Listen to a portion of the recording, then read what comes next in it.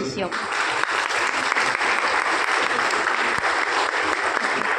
இன்னொன்று வந்து இந்த அவார்டு வந்து ஒரு வேக்சின் ஃபீல்டில் இருக்கிற எனக்கு வந்து ரோட்டரி கிளப்பே கொடுக்குறது அது வந்து ஒரு பெருமை. ஏன்னா போலியோங்கிற ஒரு ரொம்ப கொடிய தொற்று நோயை வந்து ரோட்டரி தான் இந்த உலகத்துக்கு வந்து அழிக்கிறதுக்கு முக்கிய காரணமாக இருந்தாங்க. அதனால அதுக்கும்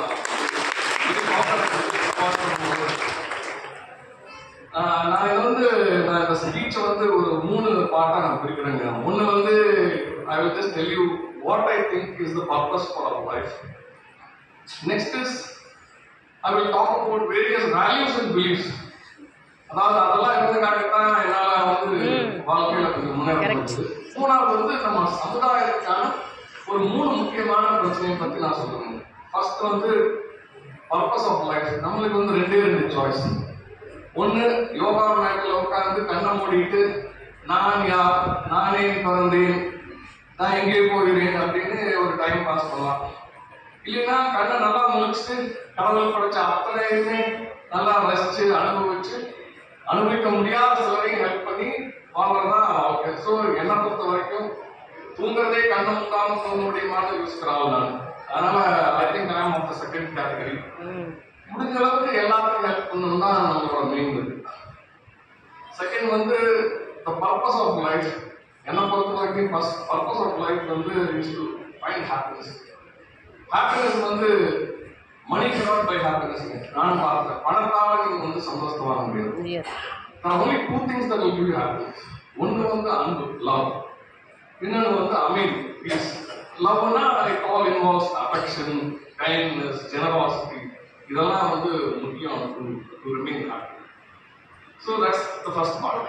செகண்ட் பார்ட் இஸ் இப்போ சூரிய ஒரு படத்தில் சொல்லுவார் முதல்ல இருந்து ஆரம்பிக்கலாம் அப்படின்னு. ஸோ என்னோட வாழ்க்கை முதல்ல இருந்து ஆரம்பிக்கலாம்னு பார்த்தீங்கன்னா 75% ஐ வில் சே தட் திரும்ப வந்து என்னால் எவ்வளோ சக்ஸஸ்ஃபுல் ஆக முடியுமான்னு சந்தேகம் தான். ஏன்னா ஒரு மனிதனோட வெற்றிக்கு வந்து எபிலிட்டிஸ், ஹார்ட் ஒர்க் அதெல்லாம் முக்கியம். ஆனால் அதை சுற்றி இருக்கிற பல சூழ்நிலைகளும் முக்கியம். ஒரு உதாரணத்துக்கு மைக்ரோ என்வாயன்மெண்ட் சொல்லுவாங்க, மேக்ரோ என்வாயன்மெண்ட் அந்த டைம். நான் படிக்கையில் மொத்தம் தமிழ்நாட்டிலேயே 2 காலேஜில் தான் எம்எஸ்சி மைக்ரோ காலேஜ் இருந்தது. இன்னைக்கு வந்து கிட்டத்தட்ட ஒரு 500 காலேஜில் எம்எஸ்சி மைக்ரோ காலேஜ் இருக்கு. So environment knowledge change. அப்புறம் பார்த்தீங்கன்னா நாங்கள் படிக்கிற காலத்தில் படிப்பு வரலைன்னா நீ ஆடு மேய்க்கத்தான் லாய்க்கு அப்படிம்பாங்க. இப்போ வந்து மதுரை டிஸ்ட்ரிக்ட்லாம் போய் பார்த்தீங்கன்னா ஆடு மேய்க்கிறது தான் ரொம்ப பணக்காரங்களா இருக்காங்க. So everything is change. ஆனால் ஒரு 25% சான்ஸ் வந்து ஐ வில் அகைன் சக்சீட். ஏன்னா certain values and beliefs வந்து நான் வந்து has instilled in me a lot. ஒன்று வந்து ஃபர்ஸ்ட் எனக்கு வந்து ஒரு அருமையான சைல்ட்ஹுட் அமைஞ்சிருங்க. எங்கள் அப்பா வந்து ஒரு பெரிய பணக்காரன்னு நான் சொல்ல மாட்டேன். ஆனால் இருந்த பணத்தை வச்சு அருமையாக ரசனையான வாழ்க்கை வாழ்ந்தாரு, அனுபவிச்சாலும் அந்த அனுபவத்தை எங்களுக்கெல்லாம் தந்தார். அதாவது வேட்டைக்காரன் சொன்னாலே நிறைய பேர் ஒரு ஸ்ட்ரீட் லைட் கடையில் உட்காந்து படித்த மாதிரியும் சாப்பாட்டுக்கே வழி இல்லாத மாதிரியும் அந்த மாதிரி தான் நிறைய பேர் நினைக்கிறோம். ஆனால் வேட்டையாளர்களே ஒரு mid-70s ஒரு பெரிய மாடர்ன் பங்களா, காரு, ஃப்ரிட்ஜு, அந்த ஃப்ரிட்ஜுக்குள்ளார எப்பவுமே ஃபேண்டா, கோகோகோலா எல்லாமே இருந்தது. Reader's Digest fan. அதனால நம்ம ஸ்டோரி வந்து வேற மாதிரி இல்லைங்களா? It's not a typical poor to rich story. It's a different story. அப்புறம் எங்களை எல்லாம் படிக்க வச்சது ஊரில் வந்து அவருக்கு நல்ல ஸ்கூல் கிடையாது. ஸோ எல்கேஜிலேருந்து நம்ம வாழ்க்கை ஹாஸ்டலில் தான். ஃபஸ்ட்டு எங்கள் பொள்ளாச்சியில் ஆரோக்கியமாக எல்கேஜி யூகேஜி ஃபஸ்ட் ஸ்டாண்டர்ட் படித்த ஹாஸ்டலில். அதுக்கப்புறம் செகண்ட் ஸ்டாண்டர்ட்லேருந்து 6th வரைக்கும் கோட்டகிரி பப்ளிக் ஸ்கூலில் நீலகிரி ஸ்கூல் படித்தேன். அப்புறம் திரும்ப 7th to 10th விஸ்வவித்யா ஸ்கூல் பொள்ளாச்சியில் படித்தேன். ஸோ எங்களுக்கு வந்து இப்படி தான் படிக்கணும், நல்லா படிக்கணும், அது மாதிரிலாம் எந்த ஃபோர்ஸும் கிடையாது வீட்டில். படிப்பு ஹாஸ்டலில் படித்ததுனால சில நல்ல அட்வான்டேஜஸ் இருந்தது எங்களுக்கு. ஏன்னா அது வந்து வாழ்க்கையில் ரொம்ப உதவுச்சு. ஒன்று வந்து டைம் டிசிப்ளின். நீங்கள் நினைச்ச நேரத்துக்கெல்லாம் தூங்க முடியாது. ஸோ அங்கெல்லாம் ரொம்ப ஸ்ட்ரிக்டாக. So the sense of time discipline came from my hostel period. அப்புறம் ஃபினான்ஷியல் டிசிப்ளின் ஆல்சோ ஹாஸ்டல்னா அப்பா வந்து பாக்கெட் மணி கொடுப்பாரு. அவர் அடுத்த பார்க்குற வரைக்கும் இருக்கிற பணத்தை வச்சு தான் அவங்க செலவு பண்ணும். So financial discipline also came. Hostel எல்லாம் டீம் ஆக்டிவிட்டிஸ் நிறையா இருக்குங்க. ஃபார் எக்ஸாம்பிள் ஸ்போர்ட்ஸ், ஸ்டடீஸை தவிர மீதி எல்லா ஆக்டிவிட்டீஸ்லையும் நிறையா பார்ட்டிசிபேட் பண்ணுவீங்களா. That also help a lot in my life. Studies வந்து ரொம்ப சுமார் தாங்க. ஏன்னா மார்க்ஸ்லாம் அவ்வளோ வாங்க மாட்டேன். ஒரு தடவை விஸ்வவித்யா ஸ்கூலில் அமெரிக்கா மேப்ல சிகாகோ எங்க இருக்குதுன்னு அப்படியே மத்தியானம் ஒரு தூங்கிட்டு இருந்தேன். திடீர்னு எழுப்பி ஃபாதர் வந்து கேட்டாரு, இந்த மேப்ல பாயிண்ட் அவுட் பண்ணி கிளாஸ் எடுத்துக்கல, நான் சரியா கவனிக்கல, சிகாகோ எங்க இருக்குன்னு. இது ஸ்ரீலங்கா மேப்னால எங்கேயோ கை வச்சா சிகாகோ பக்கத்தில் இருக்கும். ஆனா இது அமெரிக்கா மேப், பெரிய கண்ட்ரி, அதனால எங்கேயோ கலிபோர்னியா எங்கேயோ அது பக்கம் ஃபிங்கர் பாயிண்ட் பண்ணா இது தப்புன்னு சொல்லி பேண்ட்டை கழட்டி, அப்பெல்லாம் நல்ல ஆயில் கம்ப வந்து பெயிண்ட் பின்னாடி ஒரு 3 அடி அடிச்சாரு. அப்புறம் அப்படியே காலப்போக்கில் வாழ்க்கை நடந்தது. நான் ஃபைசர் ஆஸ்திரேலியாவில் ஒர்க் பண்ணிட்டு இருந்தப்போ, ஃபைசர் வந்து வேர்ல்டு லார்ஜஸ்ட் ஃபார்மா கம்பெனிங்களா, ஃபைசர் அமெரிக்காவில் ஒரு என்னை இன்வைட் பண்ணியிருந்தாங்க. அப்போ நான் வந்து லேண்ட் ஆனது கரெக்டாக சிகாகோ ஏர்போர்ட்ல. அப்படியே ஒரு மாதிரி புல் வச்சதுன்னா அது இது எங்கேயும் தெரியாம நம்ம அடி வாங்கணுமே. இப்ப நம்ம மேப்ல தெரியல, உண்மையான வாழ்க்கையில நம்ம சிகாகோ இருக்கிறோம், ஆனா மேப்ல கரெக்டா தெரிஞ்சு பார்த்தா பொலாச்சிலே இருக்கிறாரு அப்படின்னு. எஜுகேஷன் தோஸ் டேஸ் எனக்கு பெருசா அந்த மார்க் பத்தியெல்லாம் பெருசா அபிப்பிராயம் கிடையாது. ஏன்னா எங்க கம்பெனியில மார்க்ஸ்ங்கிறது ஒரு சின்ன போர்ஷன் தான். இருந்தாலுமே நான் படிக்கலைங்க, நான் மார்க் வாங்கலைன்னு நினைச்சுக்காதீங்க. நான் I was a topper in both university and அது அப்புறம் எங்களுக்கு இன்னொரு பெரிய எக்ஸ்போசர். நாங்கள் சின்ன வயசுல வந்து எங்க கடை, துணி கடை, அப்பா வந்து லஞ்ச் டைம்ல எல்லாம் போயிட்டு எங்க அப்பா அம்மா வந்து கடையில தான் போய் பார்த்துக்கணும், கடையில் உட்கார வச்சுருவாங்க. அங்க வந்து நான் நிறைய கற்றுக்கிட்டேங்க. ஆக்சுவலா ஒரு வியாபாரம்னா என்ன, ஒரு இப்படி ஒருத்தர் வந்தாங்கன்னா யாரு துணி வாங்க நிஜமாவே வந்திருக்காங்க, யார் சும்மா பஸ்ஸுக்காக வந்து சும்மா உள்ள உட்காந்து போறாங்கன்னு எல்லாம் ஓரளவுக்கு எனக்கு குட் ஐடியா. அப்புறம் இப்படி கிராமத்துல வந்து விற்கிறது ரொம்ப கஷ்டம். ஏன்னா முதல்ல கடைக்காரன் நம்ம ஏமாத்திடுவோன்னு ஒரு பயத்தோட தான் உள்ளே வரும். அப்ப வந்து அவங்களுக்கு வந்து ஏதாச்சும் ஒரு அண்ணன் பண்ணான்னா அவர்கிட்ட, அண்ணா ஒரு சாரி பண்ணா, அண்ணா எங்க அண்ணியா இருந்தா இந்த டிசைன் தானே அப்படின்னு சொல்லிட்டு அவங்களோட ஒரு ட்ரஸ்ட் கிரியேட் பண்ணி பண்ணிட்டோம்னா அப்புறம் அந்த சேல் நல்லபடியாக நடக்கும். அப்புறம் இன்னொரு புதிர் எனக்கு புரியாத என்னன்னா, அந்த மஞ்சள் கலர் பைக்கு என்ன போகணும்னு தெரியல, எல்லா கஷ்டத்தையும் துணி வாங்குறாங்களோ இல்லையோ அந்த மஞ்சள் கலர் படை கொடுத்தா தான். So we had all this good experience. அப்பெல்லாம் ஒரு 12-13 வயசு தான் இருக்கும். கடையில் I learned a lot of things on this. திரும்ப வந்து ஒரு ஆப்பர்ச்சுனிட்டி வந்து ஸ்ரீலங்கா போகிறேன். அப்போ ஒரு 15-16 வயசு இருக்கும். ஹாஸ்டல்ல வந்து they decided to go to Sri Lanka ஒரு பசங்களாம். அப்போ வந்து சொன்னாங்க,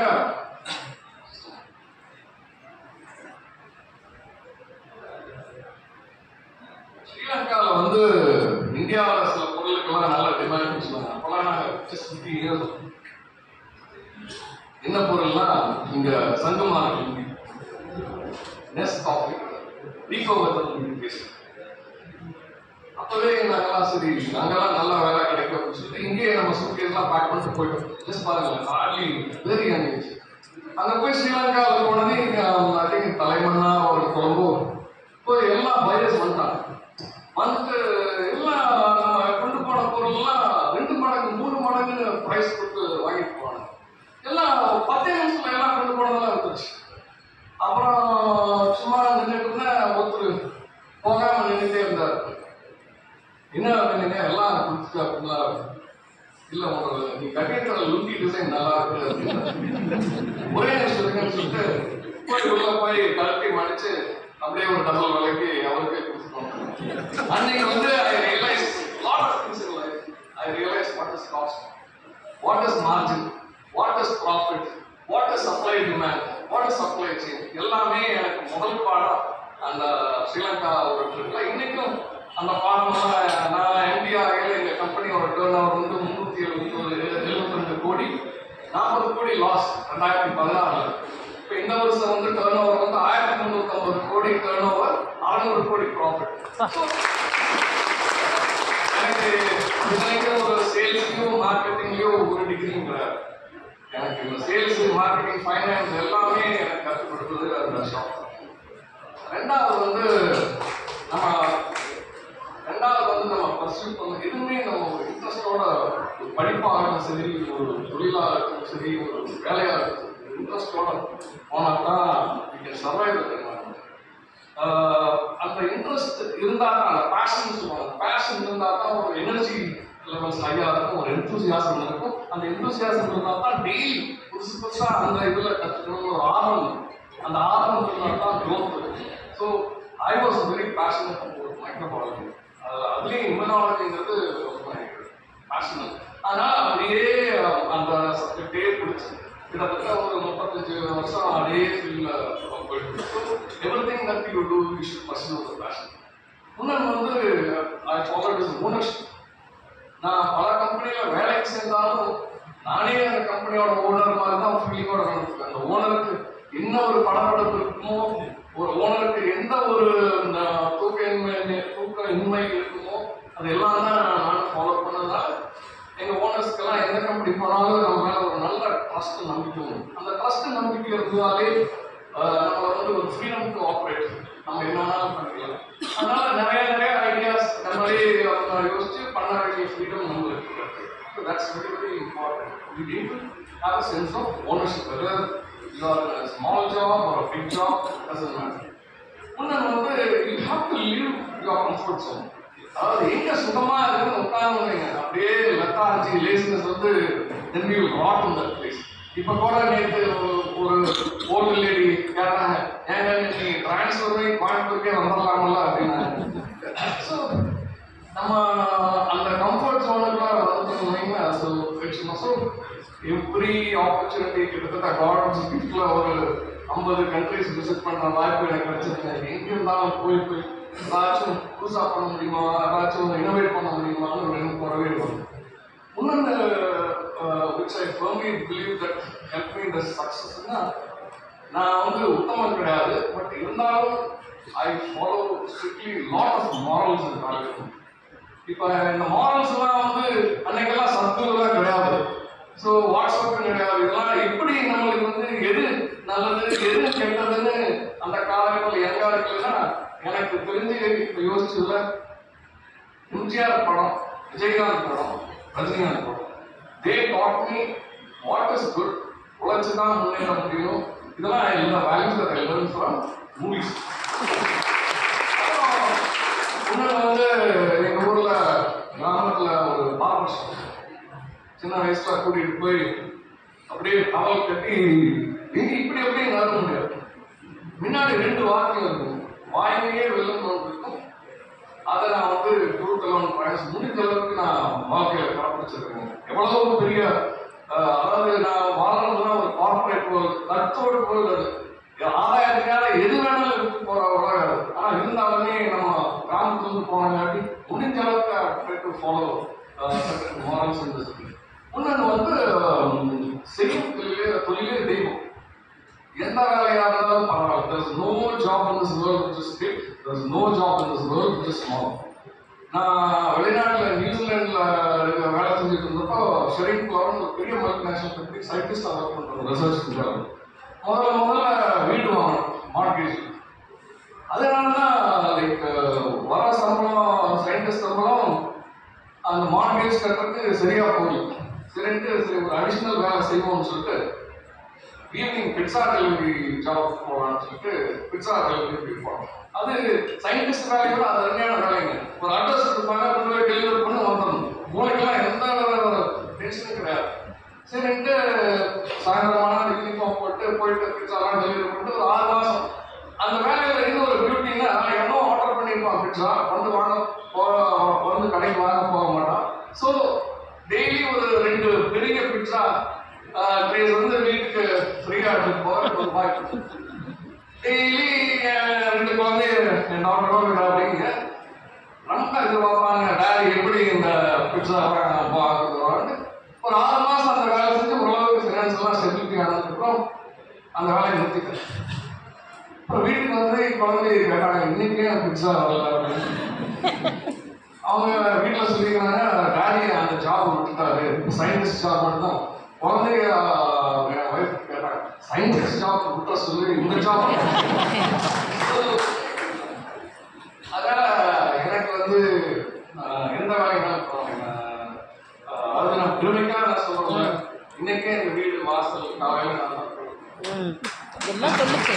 ஆமா சீமா 2 சீமார் எடுத்தாலே நம்மளுக்கு ஒரு 3000 4000 பேர் கம்பெனிக்கு ஒரு எம்டிஆ இருக்கணுங்கிற அந்த சிந்தனைகளே போயிருக்காங்க. அதனால ஃப்ரீயா போயிட்டு எல்லாத்தோடையும் எடுத்து எல்லாத்தையும் சமமா உட்காந்து நம்மளால ஒரு ஈக்குவலா ஒரு மேனேஜ்மெண்ட் பண்ண முடியுது. அது அந்த சீமார் எடுத்துட்டு போயில காலையில் லேடிஸ் எல்லாம் வாக்கிங் போவாங்க. நம்ம தாண்டி அவங்க வந்து முதல் கேட்கறது ஏங்க வேலைக்காரி வரலையான்னு கேட்பாங்க. அப்புறம் அவங்க தான் கழிச்சு ஒரு லேடி எப்படி கேட்டா சொல்ல மாட்டான், உங்களுக்கு ஏதாச்சும் ஒரு மைண்ட் ஏதாவது எனர்ஜிக்காக நீங்க பண்றீங்களா? சரி இவங்களுக்காக ஏதாவது மாற்றி சொல்லணும்னு சொல்லிட்டு அவங்களுக்காக நான் சொன்னேன், இது வந்து ஒரு பெரிய தெரப்பிங்க. குப்பையை வந்து சுத்தம் பண்ணா மைண்ட்ல இருக்கிற எல்லா ஆளுக்கும் இதெல்லாம் போய் அவங்க வீட்டுக்காரங்க சொல்லிட்டு அவங்க கூட்டிட்டு இருப்பாங்க. ஸோ கொலாபரேஷன் அண்ட் நெட்வொர்க்கிங், அதாவது எல்லாமே இப்போ உங்களுக்கு அக்சஸ் இருக்கு. Phone you have lot of ability to network. எல்லா ஊர்லையும் எவ்வளவு முடியுமோ ஆளுகளை தெரிஞ்சு வச்சுக்கிறது. கொலாபரேஷன் கோஆபரேஷன் அதெல்லாம் ரொம்ப முக்கியம். ஏன்னா நம்மளே எல்லாம் பண்ண முடியாது, பண்ணவும் கூடாது. ஏன்னா நம்மளுக்கெல்லாம் ஒரு ஸ்பெசிஃபிக்கான ஸ்கில் செட்ஸ் இருக்கு. ஸோ முடிஞ்ச அளவுக்கு விஷயம் சி ஹவு 4 பேர் சேர்ந்து அவங்களுக்கு ஸ்ட்ரென்த் எல்லாம் யூஸ் பண்ணி ஏதாச்சும் ஒரு ப்ராடக்ட் பண்ண முடியுமா? இப்போ நான் வந்து வேக்சின் பார்த்தீங்க, நாங்களாம் ஃபர்ஸ்ட் வேர்ல்டு இப்போ ஒரு பாக்டீரியா வைரஸ்க்கெல்லாம் வேக்சின் பண்ணது அவசியம் கிடையாது. ஆனா ஒரு பேர்ம், அதாவது ஒரு பெரிய டேப் அந்த புல்லுன்னு சொல்லுவாங்க வயிற்று பூச்சி, அதுக்கெல்லாம் வேக்சின் கண்டுபிடிக்கிறது ரொம்ப ரொம்ப சேலஞ்சிங்கான ஜாப். ஆனா நாங்க எங்க company plus University of Melbourne, Bill Gates Foundation 3 பேரும் சேர்ந்து we developed the world's first vaccine for tapeworm. So அதனால you should also think about how you can collaborate. அப்போ எதுவுமே you should think about long term. குறுகிய லாபத்துக்கெல்லாம் பார்த்துட்டு you will lose your long term vision. எல்லாமே வந்து win-win situation தான்.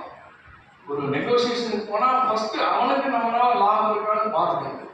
இப்போ எங்க கம்பெனியில எல்லா சப்ளையர்ஸுக்கும் எங்க பர்ச்சேஸ் டிபார்ட்மெண்ட்ல சொல்லிடுவோம், முதல்ல அவங்களுக்கு லாபம் இருக்கான்னு பாருங்க.